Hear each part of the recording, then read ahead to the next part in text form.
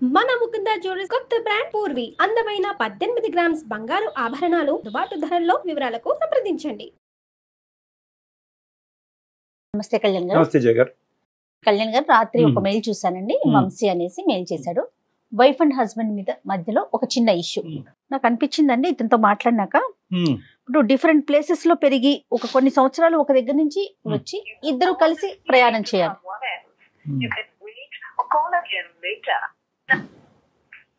Hello, Vamsi గారండి. నేను Suman TV అందమైన జీవితం ప్రోగ్రామ్ నుంచి కాల్ చేస్తున్నానండి. నాతో పాటు డాక్టర్ కళ్యాణ్ చక్రవర్తి గారు కూడా ఉన్నారు. ఒకసారి డాక్టర్ గారితో మాట్లాడండి. వంశీ, హలో అండి. చెప్పండి. నమస్తే నమస్తే వంశీ, చెప్పండి ఏంటి ప్రాబ్లం ఏంటి వంశీ? అంటే నేను హైదరాబాద్ లో ఉంటాను సార్. నేను సాఫ్ట్వేర్ జాబ్ చేస్తుంటాను. నెలకు ₹1,00,000 శాలరీ. సో అంటే నేను చిన్నప్పటి నుంచి నా లైఫ్ ఎలా ఉండాలనుకున్నానో సో ఇప్పటి వరకు అంతా అలానే సాగింది. సో అంటే నా లైఫ్ స్టైల్ ఎలా ఉండాలనుకున్నానో సో కంప్లీట్ గా అవన్నీ నేను అనుకునేది జరిగాయి. Very good. బట్ ఎంత శాలరీ వస్తున్నా సరే బట్ ఎందుకో ఎక్కడో జీవితంలో ఎక్కడో ఒక అసంతృప్తి సార్. అది అది ఎవరితో చెప్పుకుంటే తీరుతుంది అనేది అది నాకు అర్థం కాదు సార్. అంటే అంటే బయట నాకున్న లైఫ్ స్టైల్ కి అండ్ నాకు వచ్చే శాలరీకి ఇంటికి వచ్చాక నేను చూసే లైఫ్ స్టైల్, ఇంటికి వచ్చాక నా ఇంట్లో పరిస్థితులు ఎక్కడ ఒకదానికి ఒకటి ఎక్కడ సంబంధం లేదు సార్ అసలు. ఎందుకంటే నేను బయట నా కొలీగ్స్ లో ఉన్నప్పుడు, ఆఫీస్ లో ఉన్నప్పుడు ఎంత హ్యాపీగా ఉంటానో ఇంటికి వచ్చాక హ్యాపీనెస్ అంతా పోతుంది. అసలు ఆఫీస్ నుంచి సాయంత్రం ఇంటికి రావాలంటేనే నాకు పరమ చిరాగ్గా ఉంది సార్. రైట్. ఏంటండి అసలు రీజన్ ఏంటి? ఏంటో మేడం, మా వైఫ్ ఇంకా ఏదో 1960s, 90s, 70s భార్యలాగా ప్రవర్తిస్తుంటే అది నేను డైజెస్ట్ చేసుకోలేకపోతున్నాను మేడం. అంటే ఎట్లా అండి? ఏ విధంగా? ఫర్ ఎగ్జాంపుల్ అంటే మేడం ఇప్పుడు రెగ్యులర్ గా నాకు ఫ్రెండ్స్ తో వీకెండ్ పార్టీస్ ఉంటాయి. ఓకే. ఫ్రెండ్స్ తో సరదాగా అట్లా అవుటింగ్ వెళ్ళాలంటుంది నాకు. వీకెండ్ వస్తే ఫ్రెండ్స్ తో కూర్చొని టైం స్పెండ్ చేయాలంటుంది, సినిమాకి వెళ్ళాలంటుంది. బట్ వీటన్నింటికి నా భార్యని వెంట పెట్టుకొని వెళ్ళి ఎంజాయ్ చేసే అదృష్టం నాకు లేదు మేడం. బయట నేను ఎంత సంతోషంగా ఉంటానో ఇంటికి వచ్చేటప్పటికి నేను అంత నీరు గారిపోతాను. భార్యను చూసుకొని ఓ సినిమాకి వెళ్దామంటే కుదరదు. భార్య చూసుకొని ఫ్రెండ్స్ తో ఈవినింగ్ ఏ పబ్కో పార్టీకో వెళ్దామంటే కుదరదు. మనస్తత్వం సెకండరీ అనుకుంటే ఫస్ట్ ఏంటంటే తను కట్టుబట్టు, తను ఆ చీర, ఇంట్లో బుద్ధస్తమానం, పూజలు, పురస్కారాలు, ధూపదీప నైవేద్యాలు, ఏదో అది ఇల్లంతా ఏదో పూజా మఠం లేకపోతే ఏదో అదేదో ఒక ఆధ్యాత్మిక కేంద్రం లాగా ఉంటది. కానీ మా ఇంటికి వస్తే ఇంటికి వచ్చామన్న ఫీలింగ్ ఎక్కడ కలగదు. సాయంత్రం ఆఫీస్ నుంచి వస్తే ఇల్లంతా దేవుడి పటాలు, ఇల్లంతా పూలు, పురస్కారాలు, బుద్ధస్తమానం, ఇంట్లో ధూపం, ఇదే పని మేడం. అంటే ఈ కట్టుబట్టు అనేది ఈ అమ్మాయి పుట్టించుకున్నటువంటిది కాదు కదా. ఆబ్వియస్లీ ఏంటంటే ఆ కుటుంబ పరంగా వచ్చేటటువంటిది కదా. మరి మీరు పెళ్లి చేసుకునే ముందు ఆ కుటుంబం యొక్క సాంప్రదాయాలు, పట్టింపులు, తర్వాత ఈ పూజకి సంబంధించినటువంటి రిలీజియస్ ఆస్పెక్ట్స్ గురించి ఎటువంటి ఇన్ఫర్మేషన్ లేదా మీ దగ్గర? తెలుసుకున్నాం కానీ అంటే ఇప్పుడు అవన్నీ ఉంటే మంచిదే, సాంప్రదాయమైన కుటుంబం అయ్యుండొచ్చు, అవన్నీ ఎవరు కాదంటారు. అంతేగాని పొద్దుస్తూ దేవుడి పూజలు, పురస్కారాలు, నేను ఇంట్లో అట్లా చేస్తాను, శుక్రవారానికి గుడికి వెళ్తాను, మంగళవారానికి గుడికి వెళ్తాను, లేదంటే వారానికి 4-5 రోజులు ఇంట్లో ఉపవాసం ఉంటామంటే అది కుదరదు కదా సార్ ఈ రోజుల్లో. అట్లా ఉండడం ఎవరి కాదు సార్. అదేనండి, కొద్దిగా ఎక్స్ట్రీమ్ లెవెల్లో ఉంది అని అంటారు మీరు. వంశీ, ఇప్పుడు ఇది ఓన్లీ పూజలు చేయటం అంశం వరకేనా, లేదంటే ఇంకా ఏదైనా ఆస్పెక్ట్స్ లో మీ ఇద్దరి మధ్యన డిఫరెన్సెస్ ఉన్నాయా ఇంకా ఏరియాస్ లో? ఎక్కడికి వెళ్దామన్నా రానంటది, సినిమాకి వెళ్దామంటే రానంటది, సాయంత్రం ఫ్రెండ్స్ తో కలిసి పబ్కి వెళ్దామంటే రానంటది, సరే వీకెండ్ వస్తే ఫ్రెండ్స్ తో కలిసి ఇలా కార్లో అవుటింగ్ వెళ్దామంటే రానంటది. మీ వైపు నుంచి ఏం ఎక్స్పెక్ట్ చేస్తారు?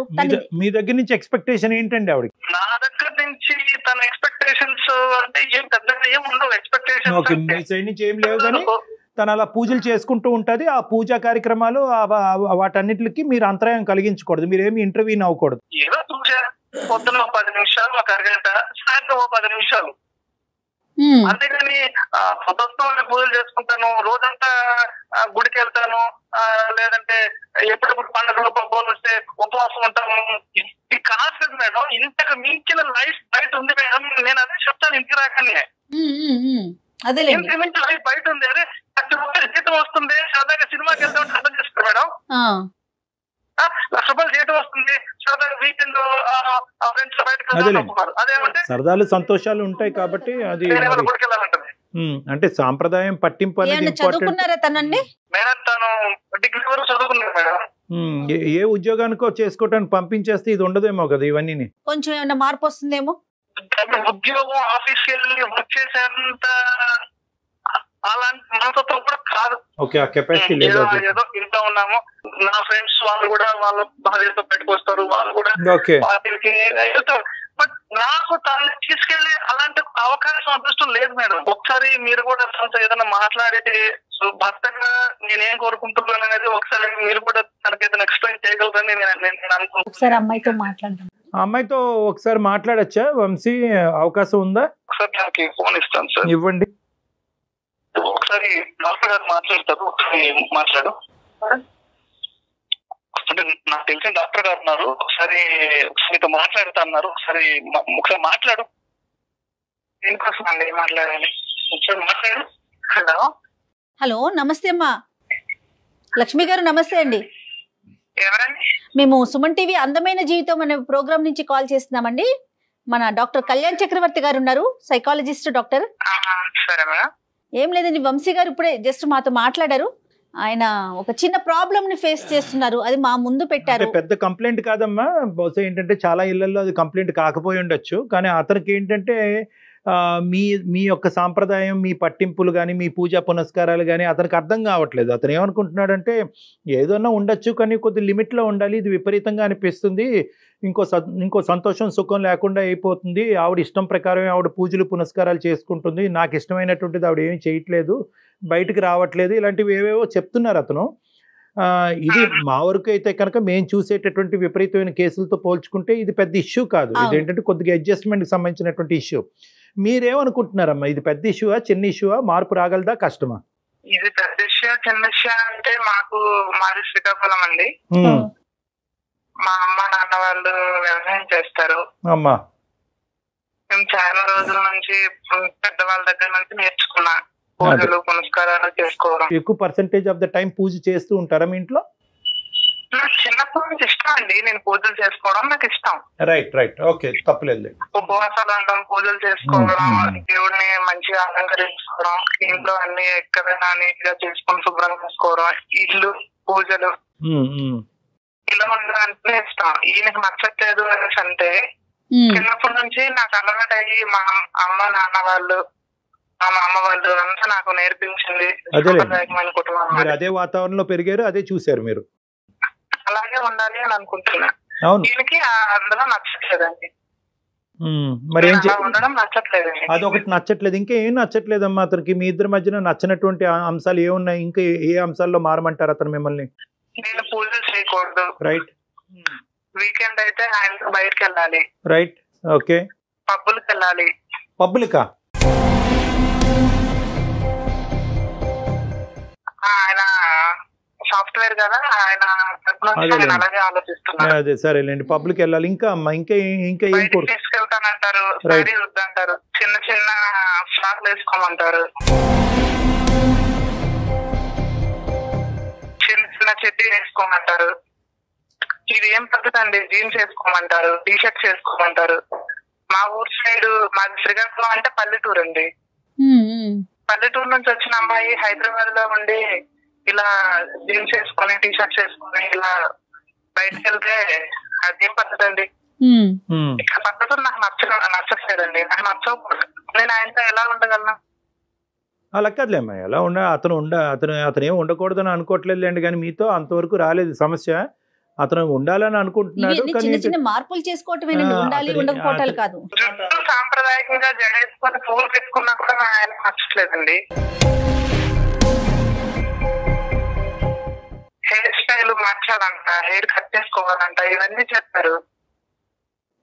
చెప్పారమ్మా, కానీ పోనీ అతను పెట్టినటువంటి థ్రెషోల్డ్ వరకు కాకపోయినా కూడా కొంతవరకైనా మీలో ఏమైనా మార్పు చూసారా? అంటే మీ తల్లిదండ్రులకు అది ఇష్టం కాబట్టి, ఆ కట్టు బుట్టు ఆ వ్యవహార శైలిని ఇష్టం కాబట్టి అదేంటంటే మీకు నార్మల్గా అనిపించవచ్చు, కానీ అతనికి విపరీతంగా అనిపిస్తుంది.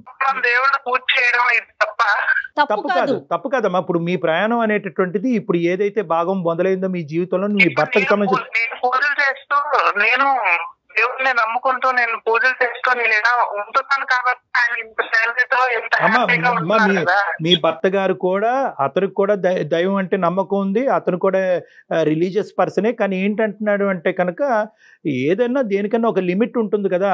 అన్ని పనులు పక్కన పెట్టి అవతల వాళ్ళ ఇష్టాలు తెలుసుకోకుండా పగలనక రాత్రి అనక బయటికి రాకుండా ఇంట్లోనే ఉంటూ దీపార్థన ఆయనకు నచ్చినట్లే ఉంటున్నా. అంటే నేను చీర కట్టుకోవడం ఆయనకి ఇష్టం లేదు, నేను పూజలు చేయడం ఆయనకి ఇష్టం లేదు. నేను ఆయనకు బాగానే చూసుకుంటాను, ఏం కావాలో.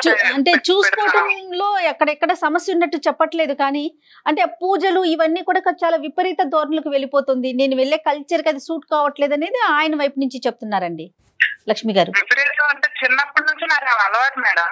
అదే ఇప్పుడు మనం ఒకటి లక్ష్మి గారు, ధనలక్ష్మి గారు, మనం ఏంటంటే మేము అందరం కూడా we are also god fearing individuals. మీ అందరం కూడా రిలీజియస్సే, మేము అందరం దేవుడిని నమ్ముకుంటాం, అతను కూడా దేవుడిని. అతను ఏమి ఇప్పుడు అన్ని పూర్తి స్థాయిలో మానేసి పూజలు మానేసి పునస్కారాలు మానేసేమనేటటువంటి ఉద్దేశంతో అతను ఏం చెప్పట్లేదు. అతను చెప్తున్నారు ఏంటంటే దేనికన్నా ఒక కంట్రోల్ అన్నది ఉండాలి. ఎందుకంటే అతను వెళ్ళి ఉండేటటువంటి వాతావరణం డిఫరెంట్, అది మీరు కూడా అర్థం చేసుకోవాలి. మిమ్మల్ని ఎవరు కూడా పూజలు చెప్పండి అమ్మా, పర్వాలేదు చెప్పండి. చాలా బాగా అనిపిస్తుంది విషయం. నేను ఇప్పటి వరకు ఎవరికి చెప్పుకోలేదు, తల్లిదండ్రులు కూడా నేను చెప్పుకోలేను, మా ఫ్రెండ్స్ కూడా. ఈయన నాకు చూడడానికి వచ్చినప్పుడు హైదరాబాద్ అబ్బాయి ఒక సాఫ్ట్వేర్ చేస్తున్నారు, నెలకు ₹1,00,000 శాలరీ వస్తుంది అని మా అమ్మ నాన్న కూడా ఈ అబ్బాయి మంచివాడని ఎవరికి ఎంక్వైరీ కూడా చేయకుండా పెళ్లి చేశారు. అప్పుడు కూడా మా అమ్మ నాన్నకు నచ్చితేనే నేను చేసుకున్నానండి, నా ఇష్ట ప్రకారం కూడా నేను చేసుకోలేదండి. అలాంటిది ఎంత ఇష్టంగా చేసుకుని ఆయన ఇక్కడికి వచ్చిన తర్వాత నువ్వు అలా ఉండు ఇలా ఉండు అంటే మా అమ్మ నాన్నకి మా ఫ్రెండ్స్ కి ఎవరికి చెప్పుకోలేదండి. అందరూ మా అమ్మాయి హైదరాబాద్ లో ఉంది, హ్యాపీగా ఉంది అనుకుంటున్నారు, కానీ నేను ఎప్పుడు హ్యాపీగా ఉండలేదండి ఇంట్లో. ఎక్కడో చోట అతను ఒక ఎక్కడో చోట ఒక ఫ్లెక్సిబిలిటీ అనేది ఉండాలి. మీరు నాకు బాధ కలిగిన విషయం ఏంటంటే నాకు పొడుగా జుట్టు ఉంటుందండి అమ్మా, ఇద్దరిలో పడుకునేటప్పుడు కూడా నా జుట్టు కట్ చేసిందండి.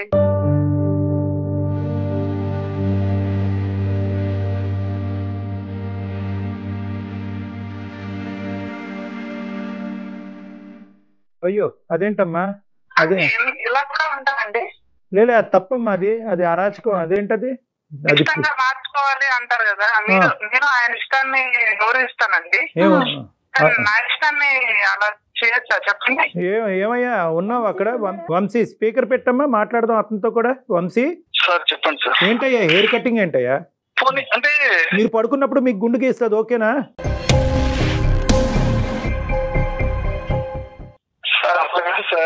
మరి ఇప్పుడు వరకు నువ్వు చెప్పింది ఒక ఎత్తు, ఇప్పుడు ఆవిడ చెప్పింది అది that is called as harassment. అది ఒక ఆడపిల్లకి జుట్టు అనేటటువంటిది ఎంత ఇంపార్టెన్స్ ఇస్తారో అది మీకు తెలియదా? ఆవిడ జుట్టు కట్ చేయటం ఏంటండి?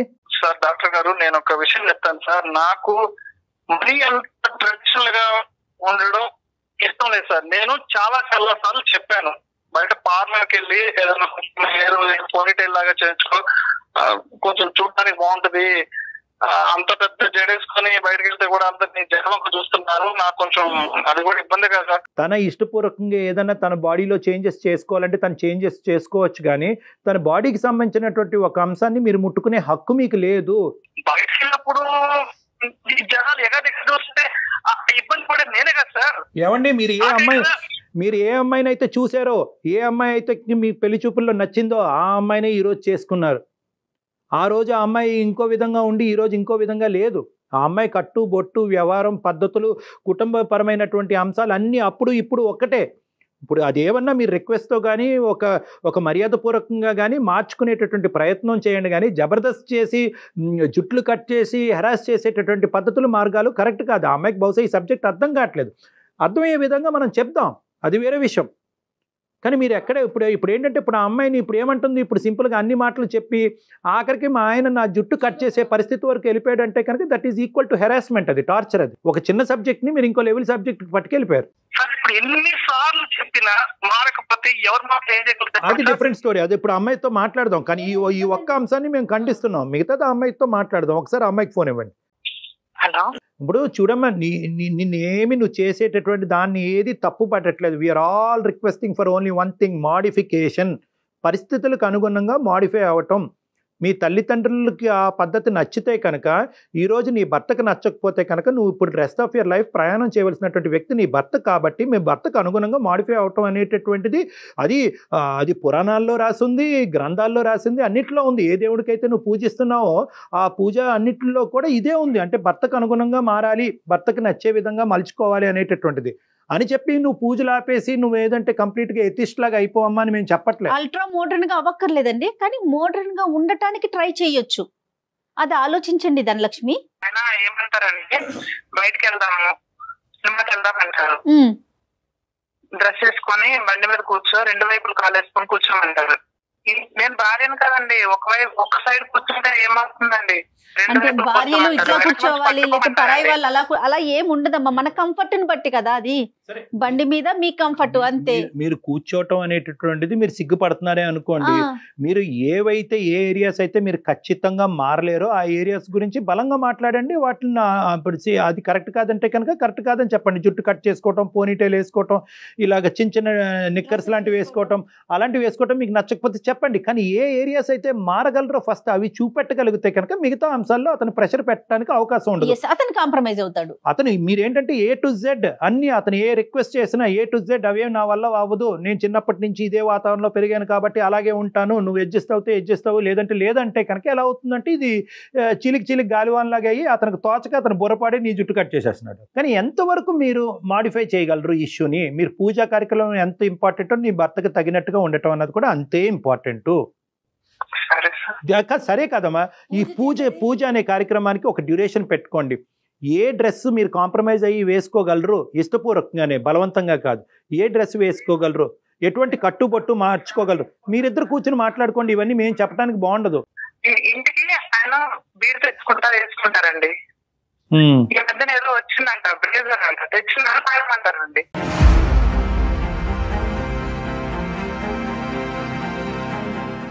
నేను పూజలు పునస్కారాలు చేసి ఇంట్లో సాంప్రదాయమైన కుటుంబం నుంచి వచ్చిందండి. నేను అలా చేస్తానండి. ఎంత అందంగా కనిపించినా ఆయన నన్ను పట్టించుకోరండి. ఆయనకి ఇప్పుడున్న ట్రెండ్ లో హైదరాబాద్ అమ్మాయిగా నేను మారాలి. మనసులో ఉండాలి, బట్టల్లోని దీంట్లో కాదు. నేను ఉండే ట్రెడిషనల్ గా సారీ కట్టుకుని నేను నా ఇష్టంగా రెడీ అయితే ఆయనకొద్దు, నేను నన్ను తీసుకెళ్తాడు సార్. ఆయనకు నచ్చినట్లు రెడీ అయితే నన్ను తీసుకెళ్తాడు సార్. అదే అతనికి తగ్గట్టుగా రావాలి. మరి అలాగ ఏం చేద్దాం చెప్పండి. ఇప్పుడు సమస్యకి ఏంటి పరిష్కారం? నేను అలా ఉండలేను సార్. అతనికి ఇష్టంగా అయితే నేను ఉండలేను సార్. నా ఇష్టాన్ని మానుకొని నా ఇష్టాన్ని అతను గౌరవించట్లేదు.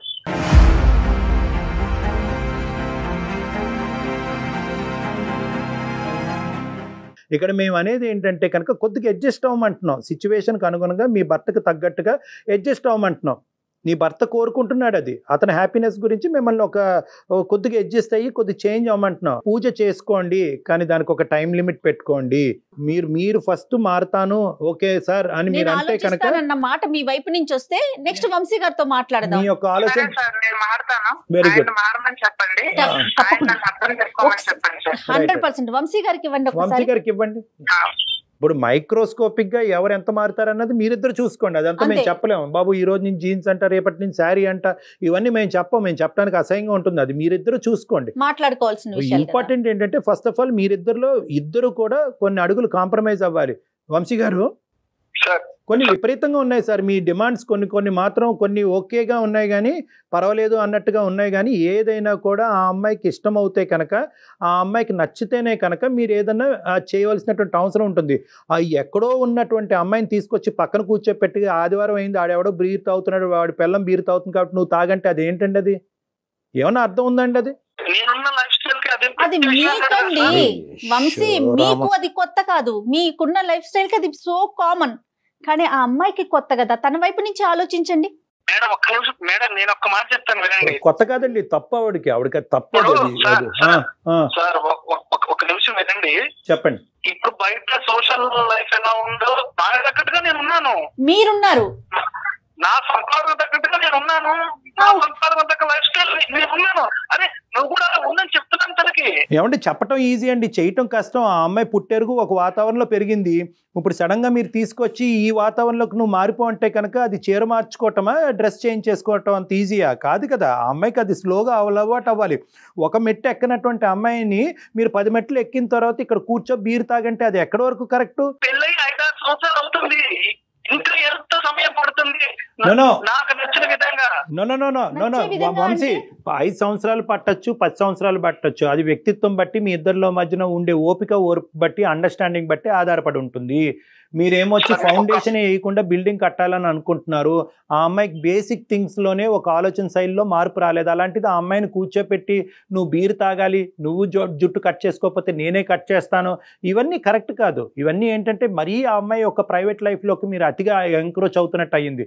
ఆ అమ్మాయికి ఇప్పుడు దాకా మేము మాట్లాడాం, ఎంతో కొంత అర్థమైంది ఆ అమ్మాయికి. నేనే దిగొస్తానండి, కొంత దూరం దిగొస్తాను, అతని ఈ విపరీతమైనటువంటి చేష్టలు కూడా ఆపుకోమనండి, నన్ను హెరాస్ చేయొద్దనండి, ఏదైనా మార్పు వస్తే కనుక నా ఇష్టపూర్వకంగా మారాలి, కానీ అతను నన్ను కష్టపెట్టి తెచ్చేటటువంటి మార్పు నేను అప్రిషియేట్ చేయను, అలా అయితే కష్టం అండి అనేటటువంటి మాట కూడా ఆవిడ అంటుంది. సో ఆవిడ ఇప్పుడు రెడీ అయింది. కానీ మీరు మరీ ఎక్స్ట్రీమ్ పొజిషన్స్కి వెళ్ళకండి. Slow and steady will win the race. ఒక్కొక్క మెట్టు ఎక్కాలి, అండర్స్టాండింగ్తో ఎక్కాలి. జబర్దస్త్ చేసో లేదంటే దౌర్జన్యం చేసేటటువంటి తీరు కరెక్ట్ కాదు. ఒక విషయం చెప్తుంది, అర్థం చేసుకోండి. అర్థమవుతుంది. సరదాగా ఆఫీస్ నుంచి వస్తూ 2 మల్లెపూలు తెచ్చి పెట్టుకోమంటే తీసుకొని వెళ్ళి దేవుడి పటాలకు వేస్తే ఏంటి సార్?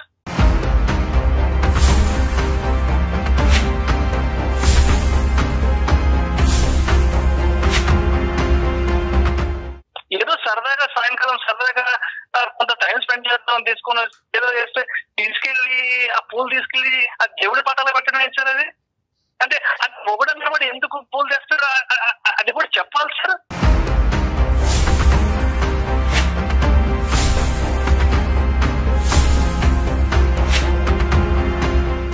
లేదు మాకు అర్థమైందిలేండి, మీ యొక్క కన్సర్న్ మాకు అర్థమైంది. అంటే వంశీ, నేను ఇక్కడ ఏంటంటే ఇలా ఇండివిజువల్గా ఒక్కొక్క ఇష్యూ గురించి మాట్లాడటం గురించి కాదు, ఓవరాల్గా మనం మాట్లాడుకుందాం.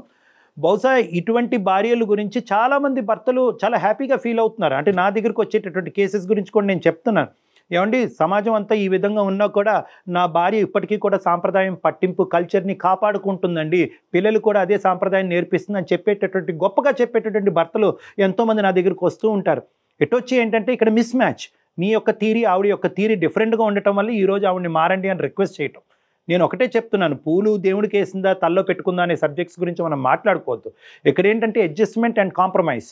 మీరు అడ్జస్ట్ అవ్వండి, ఫోర్స్ చేయొద్దు. ఆవిడ అడ్జస్ట్ అవ్వడానికి రెడీగా ఉంది. మీరేంటంటే వేరే వాళ్ళతో దయచేసి మీ కుటుంబాన్ని కంపేర్ చేయొద్దు. ఇక్కడ కొన్ని అడ్వాంటేజెస్ కూడా ఉన్నాయి, ఆ అడ్వాంటేజెస్ వైపు మీరు చూడట్లేదు. ఇక్కడ ఏవో ఒక డిసడ్వాంటేజ్ కనిపిస్తుంది, వాళ్ళు ఎవరో అలా తయారయ్యారు. ఇక్కడ ఈ అమ్మాయి యొక్క మంచితనం చూడండి, ఆలోచన శైలి చూడండి, ఆ పద్ధతి వ్యవహారం చూడండి. సాంప్రదాయ వ్యవహారాలు కదా చూడాలి. దేవుడికి ఏమని పూజ చేసుకుంటుంది ఆవిడ? నా భర్త నేను ఎల్లకాలం సుఖ సంతోషాలతో బాగుండాలి దేవుడా అని కోరుకుంటుంది ఆవిడ. ఎటొచ్చి ఏంటంటే ఆ కోరుకునే విధానం పద్ధతిలో కొద్దిగా ఎక్స్ట్రీమ్స్ కనిపిస్తున్నాయి కాబట్టి ఈరోజు మీకు డిఫికల్టీ వస్తుంది. దయచేసి ఆ అమ్మాయిలో ఉండేటటువంటి గుడ్ క్వాలిటీస్ కూడా చూడండి. మీరు బయట వాళ్ళు ఎవరినో చూసుకుని వాళ్ళ వారాంతం వాళ్ళు పబ్కి వెళ్తారు, క్లబ్కి వెళ్తారు కాబట్టి ఈవిడ పబ్కి క్లబ్కి రావట్లేదు కాబట్టి అది గొప్ప జీవితం, ఇది వేస్ట్ జీవితం అనేటటువంటి కాన్సెప్ట్ మీ బ్రెయిన్లో తీసేసేయండి. ఒకసారి నా వైపు కూడా ఏదైనా మిస్టేక్స్ ఉంటే ఒకసారి నేను కూడా మార్పులు అడ్జస్ట్మెంట్ అండి, అడ్జస్ట్మెంట్. మీరిద్దరూ సానుకూలమైనటువంటి వాతావరణంలో నవ్వుతూ ఎవరు ఎంత కాంట్రిబ్యూట్ చేస్తారు, నువ్వు ఇది చేయి ఇచ్చే అన్నది కాదు, మీరు ఏం కాంట్రిబ్యూట్ చేస్తారని చెప్పండి, తన ఏం కాంట్రిబ్యూట్ చేస్తుంది అన్నది తనది చెప్తుంది. ఒక 6 నెలల పాటు ట్రై చేసి చూడండి. అప్పటికీ కూడా మీ ఇద్దరి మధ్యన డిఫరెన్సెస్ ఉంటే కనుక మీరిద్దరు నా దగ్గరికి రండి, మనం అందరం కూర్చుని మాట్లాడుకుందాం. ఇది పెద్ద సమస్య కాదు, మనం అనుకుంటే చాలా చిన్న సమస్య. రైట్, హ్యాపీగా ఉండండి వంశీ గారు.